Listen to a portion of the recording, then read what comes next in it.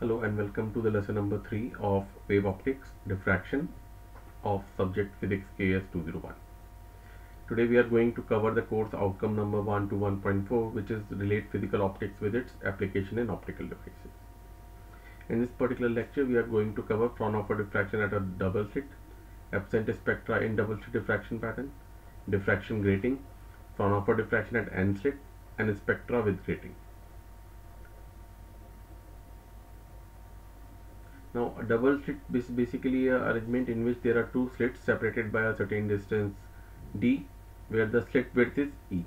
So, the double slits have been represented as A1, B1 and A2, B2 as shown in the figure. The slits are narrow and rectangular in shape. The plane of the slits are perpendicular to the plane of the paper, and the width of both the slits be equal, and it is equal to e, and they are separated by an opaque distance d.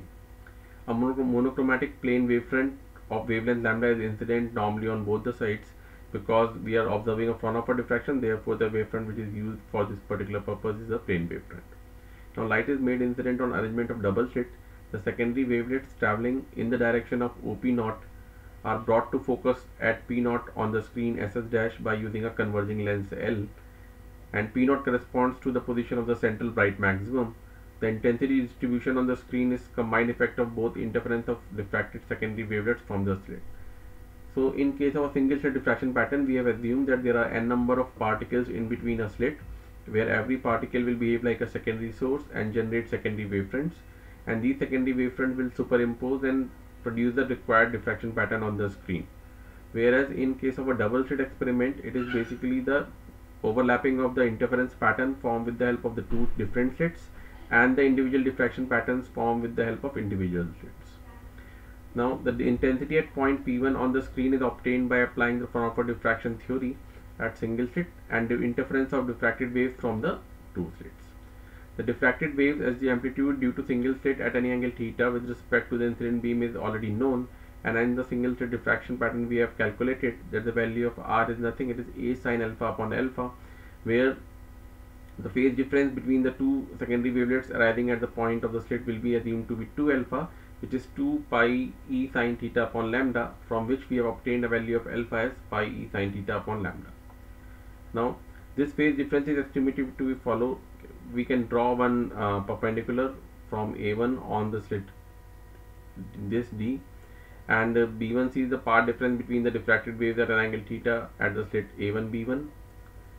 From the triangle A1 B1 C, we can say that sin theta is equals to B1 C upon E, or you can say the path difference will be E times of sin theta.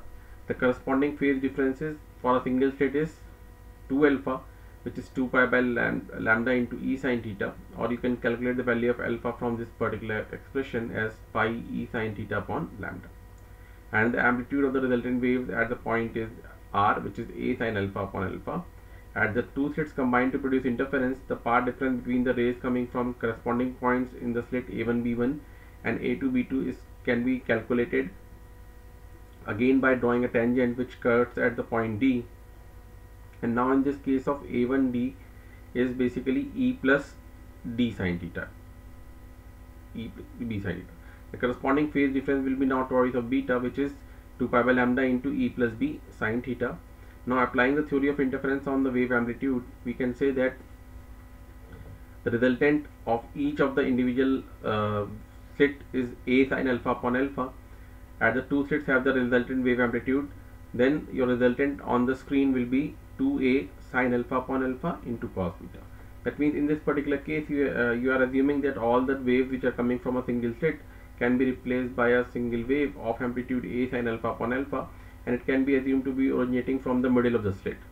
So there are two rays only, one from the middle of the slit A1 B1 and the other one which is in between A2 B2, and the resultant of these two particular waves is producing an interference pattern on the screen, and the resultant wave on that particular screen is nothing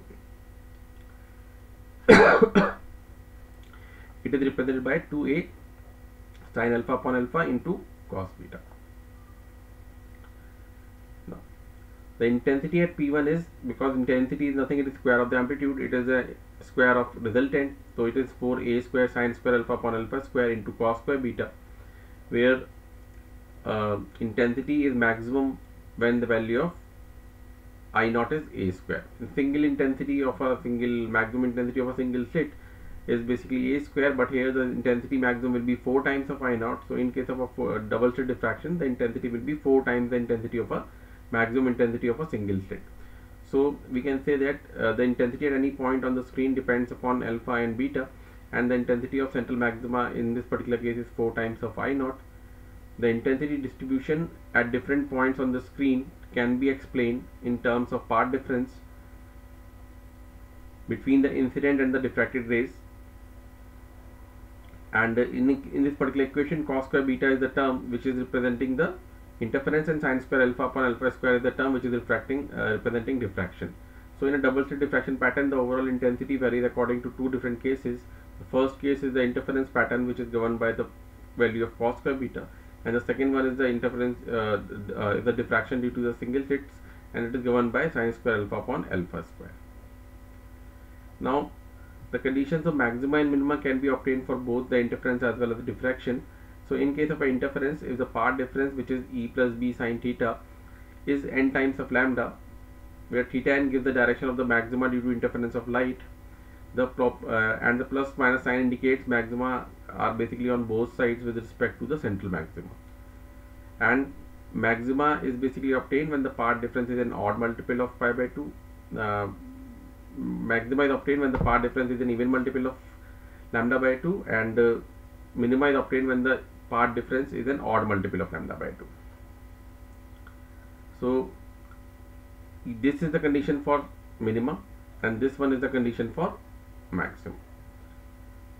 Similarly, in the case of diffraction, maxima and minima can be obtained again with the help of the path difference. Now here the path difference is E sin theta, and when E sin theta is equals to 2n times of lambda by 2, then we can easily say then we are getting a diffraction minima, which is basically the condition of a minima which we have already obtained in single slit diffraction.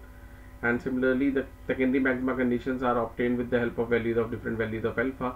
As per the single slit diffraction pattern, it is represented by E sin theta is equals to 2n minus 1 lambda by 2. So the conditions of interference maxima and minima are just opposite to the conditions of diffraction maxima and minima, and they are represented by E plus B sin theta n is equals to n lambda as a maxima condition for interference, whereas E plus B sin theta is equals to 2n minus 1 lambda by 2 as minima conditions of interference. Similarly, we can find out the minima condition for diffraction as E sin theta is equals to n lambda, whereas the secondary maxima condition for diffraction is E sin theta is equals to plus minus of 2n minus 1 lambda by 2. Now if you plot all the variations, the first graph represents the variation of intensity due to interference, the second graph represents the variation of intensity due to diffraction, and when we superimpose both the curves, we will get a curve which is something like this, third one. In this particular graph, we are observing that there are certain maximas of a particular order which are missing in the final pattern, and they are termed as missing orders. So the directions of interference maxima are given by A plus B sin theta is equals to n lambda, and directions of diffraction minima are given by E sin theta is equals to m lambda, and for some values of theta n, the value of E and B are satisfied such that all these positions, the interference maxima and the diffraction minima, are formed. That means there are multiple points on the screen where you will find a diffraction maxima, diffraction minima as well as the interference maxima, and the combined effect results in missing of certain orders of interference maxima.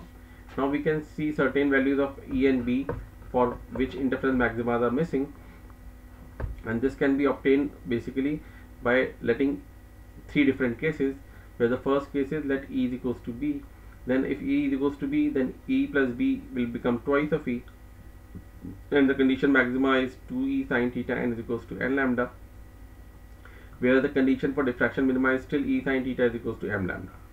Now if you equate both of them, you will get a condition of n by m is equals to 2, or n is equals to 2 times of m.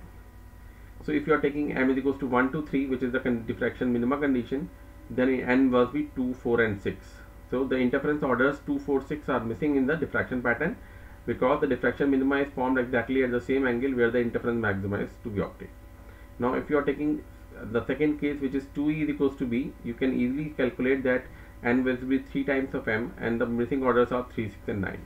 Similarly, if you can put any combination of E and B, and you are able to find the missing orders in a double slit diffraction pattern. Now N slit is nothing, it is termed as a grating. An arrangement consists of large number of parallel slits of the same width and separated by equal opaque spaces is known as diffraction grating. Gratings are considered by ruling equidistant parallel lines on a transparent material such as a glass with a fine diamond point, and the ruled lines are opaque to light while the spaces between any two lines is transparent to light and acts as a slit. So if you are drawing a large number of lines on a glass slab with the help of a diamond pen, you are basically scratching the glass, and the scratch portions are basically opaque portions, but the two scratches, in between the two scratches there is some transparent medium which acts as a slit. So by drawing n number of lines, you are able to produce n number of slits, and this is basically known as plane transmission grating. When the spacing between the lines is of the order of wavelength of light, then an appreciable deviation of the light is produced.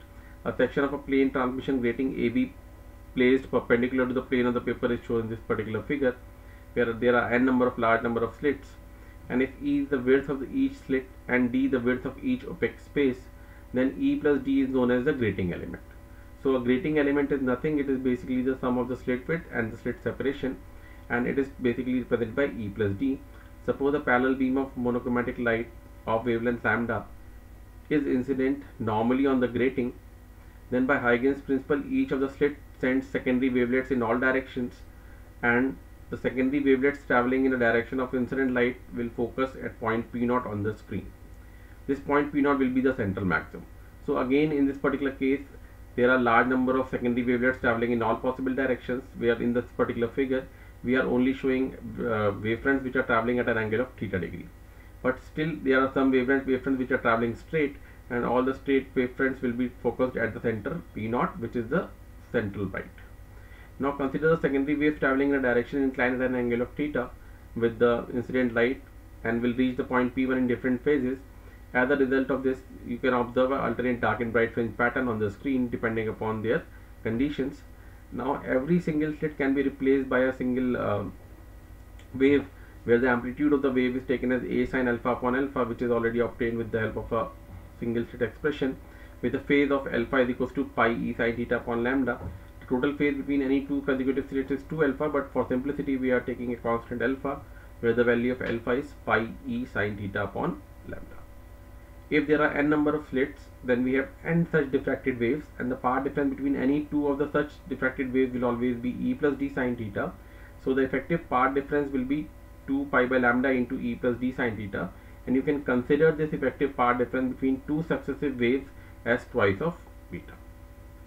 Now the intensity in a direction theta can be obtained by finding the resultant amplitude of n vibrations, which are all of equal amplitude A sin alpha upon alpha, and having a successive phase difference of 2 beta.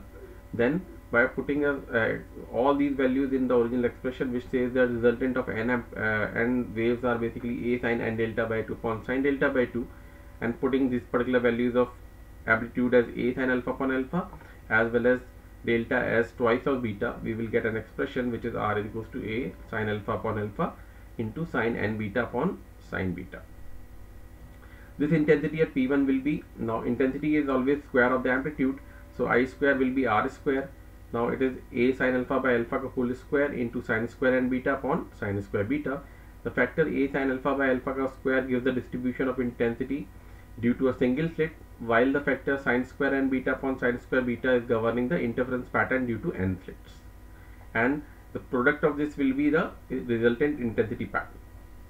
Now in this particular case, you can calculate the conditions for central maxima, principal minima, and secondary maxima. So for principal maxima, we have to take the maximum value, and the maximum value can be obtained in this particular expression by taking sin beta as 0. So if you're taking sin beta is equals to 0, which is when the value of beta is tending towards 0, or beta is basically plus minus of n pi. So beta is pi E plus D sin theta upon lambda. Now pi E plus D sin theta upon lambda must be plus minus of n pi, or in general E plus D sin theta is equals to plus minus of n lambda. This is basically termed as condition of primary maxima.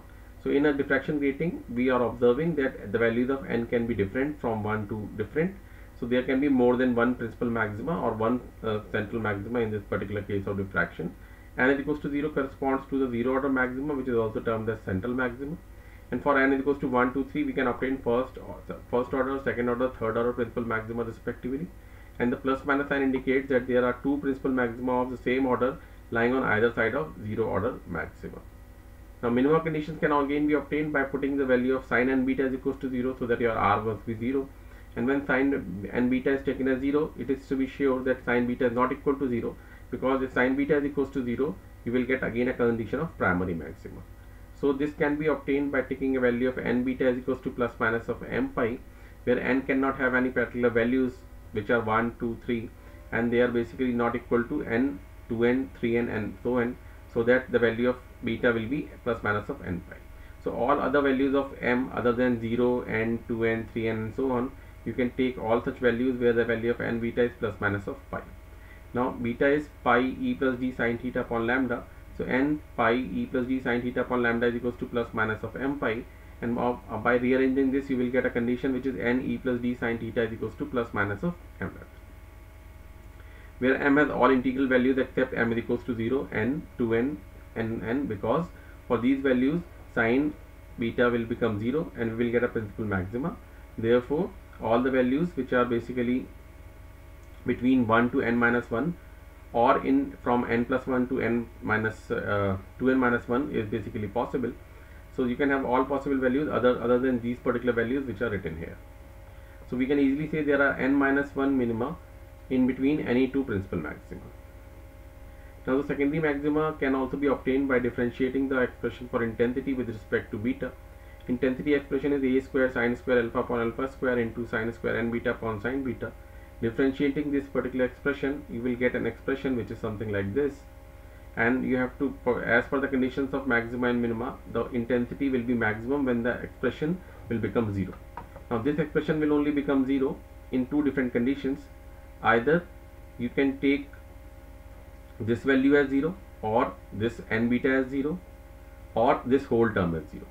Now this cannot be 0 because it is the amplitude, and it is we already known that it is a finite value. Sin n beta is not equal to 0 because it corresponds to the conditions of primary minima, and now this only condition is basically 0, which says n cos n beta into sin beta minus sin n beta into cos beta must be 0. And after solving this particular condition, you will get a mathematical condition which says that n times of tan beta is equals to tan of n beta. The root of the above equations, other than those for which beta is equals to plus minus of n pi, gives the positions of secondary maxima, which can be obtained trigonometrically as for satisfying this condition of n tan beta is equals to tan of n beta. We can draw a triangle where the angle is n times of beta, perpendicular is n, base is cot beta, and then I can directly write tan n beta is equals to n times of cot beta. Okay. Now from this particular figure we can calculate the value of sin n beta, which is this, and because we need the value of sin square n beta upon sin square beta, we can again make the square and divide it by sin square beta. So the whole expression will now convert into this particular expression. Now in this particular case, the value of sin square n beta upon sin square beta can be expressed in terms of this value, and this particular value will show that for any value of n, this term is a bigger term. This is the value of I. Now if I compare it with the original value of the principal maxima, which is n square, my ratio for secondary maxima intensity to the primary maxima intensity is 1 upon 1 plus n square minus 1 sin square beta, where n is basically a very large term, so this ratio is almost 0. Hence if the value of n is large, then the secondary maxima will be weaker and becomes negligible when becomes infinity. When n becomes infinity, that's why secondary maximas are not visible in case of a diffraction pattern. Now a diffraction pattern is basically something looking like this, where there is a one central maxima of highest intensity, on both sides of which there are primary maxima of different orders. In between two primary maxima there are n minus 1 secondary minima as well as n minus 2 secondary maxima. So the number of primary minima in between two principal maxima is always n minus 1, and the number of secondary maxima in between any two principal maxima is always n minus 2. So in this way you can find out the diffraction pattern of a n slit grating or a double slit, and you can also calculate the missing orders from this particular expression. Now this is all for today's class. The next lecture will be on resolving power, which will be uploaded shortly.